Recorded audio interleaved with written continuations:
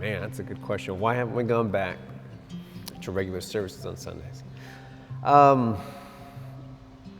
I think the primary reason that we haven't gone back um, is because I feel like, as a pastor, the responsibility that I might have is to try to lead people into the places that they need, especially for their spiritual, emotional, mental health. And as much as we all want normal back, we want the old world back, we want the pre-COVID back, I'm not convinced that we will be there back to normal soon, or anytime soon for that matter. And so I feel like the best thing to do is to lead people into a spiritual space that can meet the needs they have.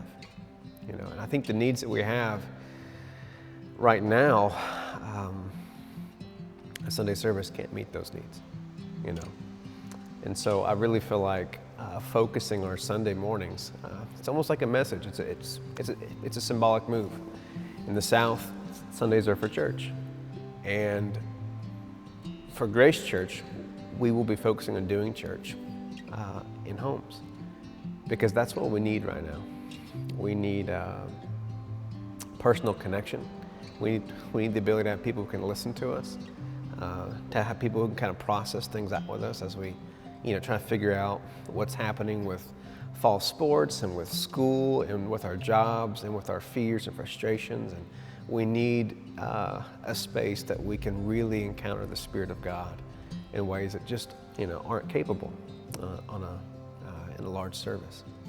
And then secondly, the other reason, which is the minor reason, is that we're not able to do services the way that we want to, meaning the full-on, with nursery and kids church. I know that there's some churches that are choosing to, and for us, when we're able to have the staffing to kind of do the things we used to do, but also to do them even safer. So, to split up the children, into more groups and socially distance, and take all the extra precautions, which takes more volunteers. When we're able to do that, then I think we'll have an opportunity there. I think for us, the hope is to get back to a form of normal. So to me, the worst case scenario is that, with COVID, there's a chance that it will forever alter the way that we do life, the way that, cultural norms will change. And if that is the case, then I'm not sure what church will look like in the States in the next 5-10 years. But, if that is the case, if it is the worst case scenario, then if it goes that direction, then we're a church that already is going to have a head start. We're going to have a head start on a way of doing church that is not subject to, having to shut things down and surges in the virus, or, to really anything that can disrupt our meetings and gatherings.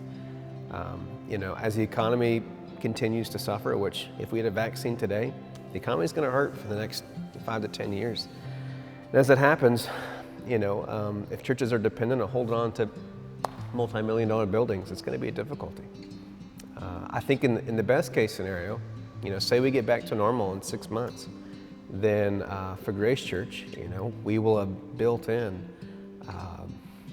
a system of small groups and house churches, and our church will come back stronger than ever.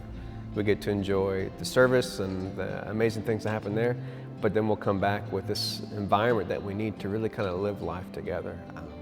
So I think either way, it's the right move for us as a church.